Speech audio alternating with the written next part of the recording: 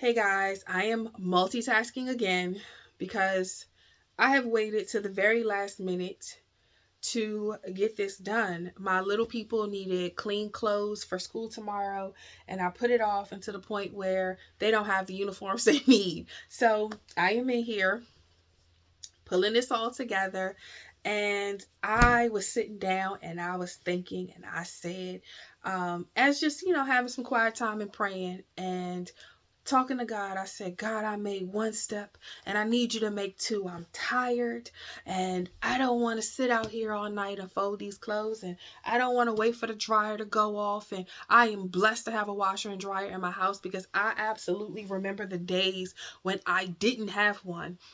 And I'm like, God, I just really need you to do this thing for me because I'm tired.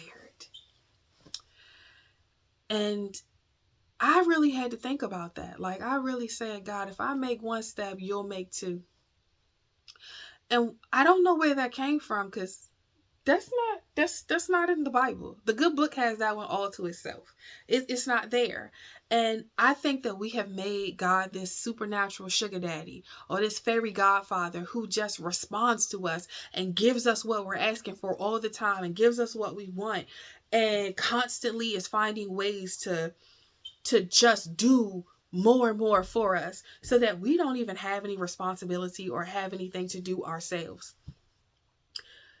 If you make one step, God will be with you as you make the next one.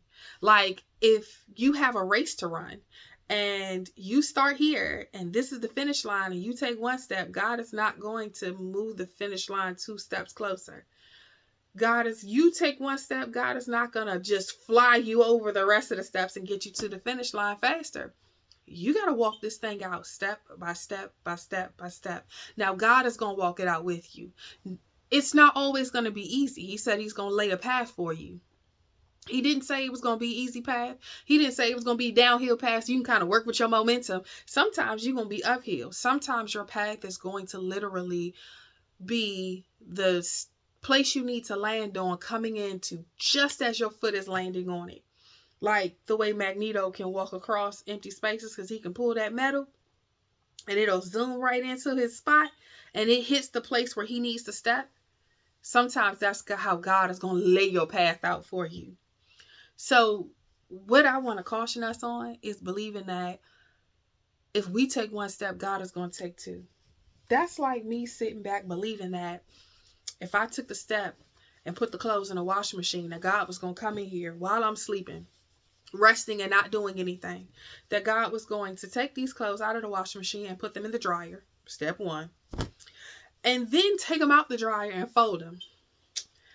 And you can see how that worked out for me. When you take one step, God will take a step with you. When you take step two, God will take that step with you as well. But what he's not going to do is move the goalpost. He's not going to change the finish line.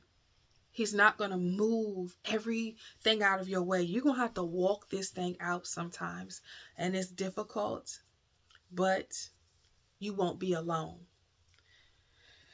I'm going to finish up folding these clothes and take all my steps and appreciate the Lord walking with me. Y'all be blessed.